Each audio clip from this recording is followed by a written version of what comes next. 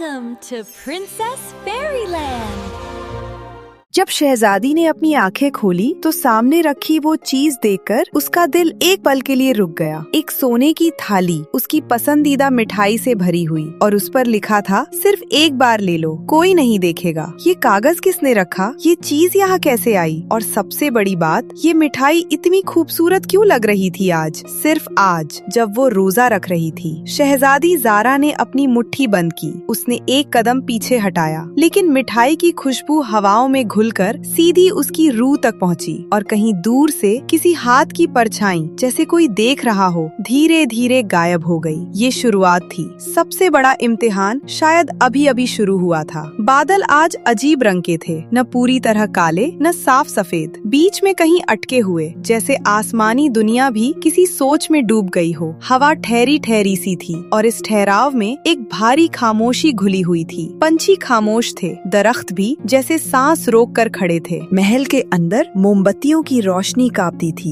रंग बिरंगी झिलमिलाहट थमी हुई थी दीवारों पर, जैसे वो भी इंतजार कर रही हो किसी चीज का, किसी लम्हे का। और इस सब के बीच एक कमरे से आवाज आई। नहीं, आवाज नहीं, एक लंबी गहरी सांस, जैसे कोई बहुत मुश्किल फैसला करने की कोशिश कर रहा हो। उसी कमरे में थी शहजादी ज़ारा, 14 साल की ज़ारा, जिनकी आंखें हमेशा गहरी सोच में डूबी रहती थी। वो दुनिया की सबसे खूबसूरत शहजादी नहीं थी, लेकिन दुनिया की सबसे मेहनती जरूर थी। सुबह सूरज के उठने से पहले उठ जाती थी वो, किताबें पढ़ती थी, घरों में काम करने वाले बुजुर्गों से दुआ लेती थी। रात को सोने से पहले आसमान के तारों को देखते हुए अल्लाह से बातें करती थी। इस साल पहली बार उसने रोजे रखने का फैसला खुद किया था। किसी ने मजबूर नहीं किया था, न अब्बा ने न अम्मी ने। उसने अपनी रूह से सुनी थी ये पुकार। पहले 7 दिन वो गुजरे थे खूबसूरती से। भूख थी, प्यास थी, थकान थी, लेकिन एक चैन भी थी। एक ऐसी चैन जो सिर्फ उसी वक्त मिलती है जब इंसान कुछ बड़ा करने की कोशिश करता है। ज़ारा ये राज समझ गई थी, लेकिन आज 8वां दिन था और आज नींद से उठते ही वो थाली थी, वो मिठाई थी और वो लिखा हुआ कागज था, कोई नहीं देखेगा। ये कोई इत्तेफाक नहीं था। ज़ारा को पता था ये इम्तिहान था। ज़ारा के अब्बा बादशाह खुर्रम एक इंसाफ पसंद आदमी थे। उनके महल में सबको इज्जत मिलती थी, चाहे वो महल का दरबान हो या रानियों का खास खादिम। वो कहते थे, इंसान का असली चेहरा तब दिखता है जब कोई नहीं देख रहा होता। यही बात ज़ारा ने अपने दिल में गहरी उतारी थी। लेकिन ज़ारा की अपनी कहानी में एक दर्द छुपा हुआ था। वो अकेली थी। बड़ी बहन रुखसार थी, जो हर काम में परफेक्ट थी, खूबसूरत, होशियार, हर दरबारी उनसे प्यार करता था। छोटा भाई दानियाल था, जो अब्बा की आंखों का तारा था, हसीन, नटखट और मासूम। ज़ारा बीच में थी, न सबसे बड़ी न सबसे छोटी। कभी कभी लगा उसे जैसे वो है ही नहीं, जैसे उसकी आवाज किसी तक पहुंचती ही नहीं। उसी दिन 1 हफ्ते पहले दरबार में कुछ हुआ था। एक बुजुर्ग आलिम आए थे।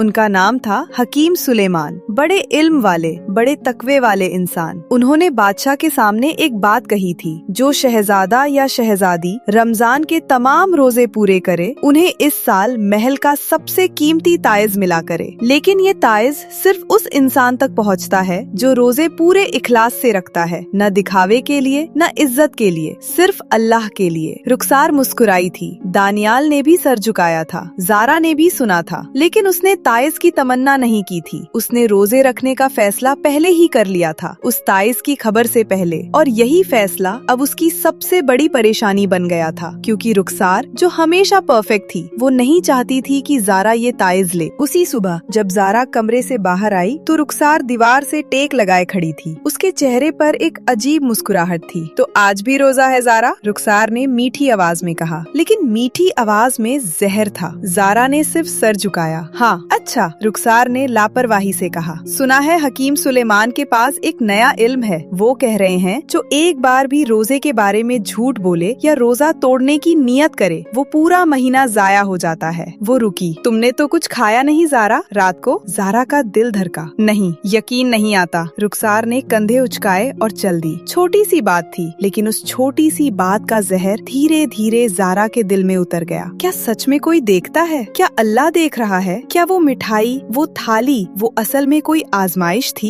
या कोई जाल, और अंदर कहीं से एक आवाज उठी, एक बार, सिर्फ एक बार। जारा ने किताब उठाई, पढ़ा, नमाज पढ़ी, कुरान की तिलावत की, लेकिन मिठाई का ख्याल नहीं गया। हाथ कांप रहा था, गला सूख रहा था, जहन में बार बार वो तस्वीर आ रही थी, सोने की थाली, खूबसूरत मिठाई और वो कागज। सिर्फ एक बार ले लो, कोई नहीं देखेगा। वो आवाज अजीब थी, न जोर से न धीमी, बिल्कुल सीधी दिल के अंदर से, जैसे कोई अंदर बैठ गया हो और धीरे धीरे उसकी सोच को अपनी तरफ मोड़ना चाहता हो। जारा ने बार बार अपने आप से कहा, मैं नहीं करूंगी। फिर दूसरे ही लम्हे वो ख्याल वापस आया, लेकिन क्यों नहीं, सिर्फ एक बार। भूख है, प्यास है और कोई देख भी नहीं रहा। यही वसवसे का तरीका होता है। वो आता नहीं घर तोड़ के, वो धीरे धीरे खिड़की से अंदर सरकता है। दोपहर ढली, जारा बागीचे में चली गई। वहाँ एक पुरसुकून कोना था, जहाँ एक बुजुर्ग खादिम गुलाम अली रहते थे। वो कुछ नहीं करते थे, बस बैठे रहते थे, फूलों को पानी देते थे और दुआ करते रहते थे। जारा उनसे कभी कभी बातें करती थी। उसे लगता था ये बुजुर्ग अंदर से कुछ जानते हैं। बाबा, जारा ने धीरे कहा, एक सवाल पूछ सकती हूँ? गुलाम अली ने आंखें खोली। वो मुस्कुराए। पूछो शहजादी। अगर कोई इंसान रोजा रखकर वो रोजा तोड़ दे तो क्या वो सच में इतना बुरा है? मतलब अगर भूख बहुत ज्यादा हो? गुलाम अली खामोश रहे। फिर उन्होंने आसमान की तरफ देखा। बेटी, रोजा सिर्फ पेट का नहीं होता। रोजे में असली इम्तिहान यही होता है जब दिल के अंदर से आवाज आए, तोड़ दो, और इंसान फिर भी न तोड़े। वो लम्हा, वो एक छोटा सा लम्हा, वो इंसान को अंदर से बदल देता है हमेशा के लिए। जारा की आंखों में आंसू आ गए। वो समझ गई थी, लेकिन कहानी अभी खत्म नहीं हुई थी। अभी तो एक और तूफान आने वाला था। शाम ढले, जारा कमरे की तरफ वापस आई तो दिल परेशान हो गया। कमरे का दरवाजा खुला हुआ था और अंदर रुखसार खड़ी थी, हाथ में वो कागज लिए। ये क्या है? रुखसार आवाज में घबराहट थी। ये थाली, ये मिठाई, ये मेरा काम था। मैंने सोचा था जारा खा लेगी और रोजा टूटेगा, लेकिन तूने खाया नहीं। जारा ने एक लंबी सांस ली। तो ये तुम में रखा था? रुखसार का चेहरा लाल हो गया, फिर सफेद। मैंने सिर्फ।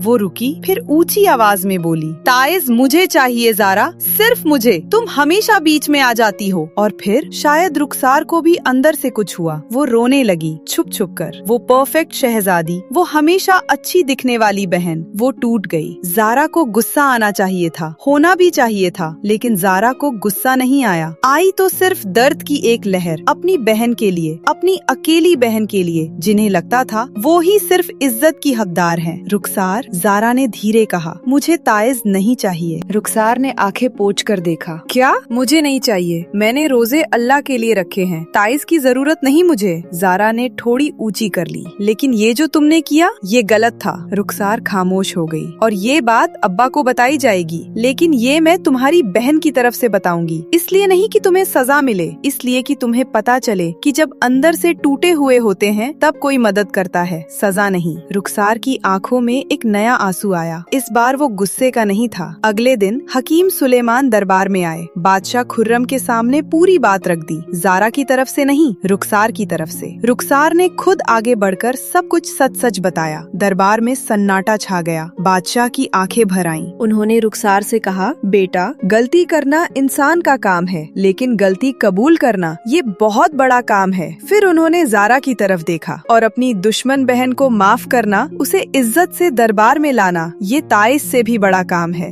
हकीम सुलेमान मुस्कुराए। उन्होंने अपना थैला खोला और एक नहीं, 2 ताइज निकाले। ये दोनों की हकदार हैं। हकीम सुलेमान ने कहा, एक ने आजमाइश में सब्र किया, दूसरी ने सच की तरफ कदम उठाया। अल्लाह दोनों को पसंद करता है। और जारा के चेहरे पर कुछ था जो दरबार ने पहले कभी नहीं देखा था। न फर्क, न घबराहट, न खुशी भी नहीं, सिर्फ एक गहरा सुकून। वो सुकून जो तब आता है जब इंसान किसी इम्तिहान में सच में पास करता है, न इसलिए कि सबने देखा, बल्कि इसलिए कि उसने खुद को देखा। उस रात जारा छत पर अकेली बैठी थी। तारे चमक रहे थे, हवा धीमी थी, और पहली बार कई महीनों में जारा को लगा वो अकेली नहीं है। उसने आंखें बंद की, दिल से शुक्रिया अदा किया, न ताइज के लिए न इज्जत के लिए, सिर्फ इसलिए कि वो मुश्किल लम्हे में रुक गई, कि उसने आवाज सुनी, लेकिन उसने वो चीज नहीं की जो आसान थी। जारा का असली ताइज यही था, और ये ताइज कोई नहीं छीन सकता था। इस कहानी में एक छोटा सा राज छुपा है, वसवसा, यानी वो अंदर अंदर की आवाज जो कहती है तोड़ दो, छोड़ दो, कोई नहीं देखेगा, वो सिर्फ रोजे में नहीं आता, वो इम्तिहानों में आता है, रिश्तेदारों में आता है, दोस्तों में आता है, जिंदगी के हर मोड़ पर वो खड़ा होता है। और इंसान का असली चेहरा, बादशाह खुर्रम ने सही कहा था, तब दिखता है जब कोई नहीं देख रहा होता। ज़ारा ने अपना चेहरा देख लिया था, रोशन, साफ और कायम। और शायद, सिर्फ शायद, यही सबसे बड़ी कामयाबी होती है। न ताइज, न इज्जत, न तारीफ, सिर्फ ये जानना कि अंदर से सच में तुम कौन हो।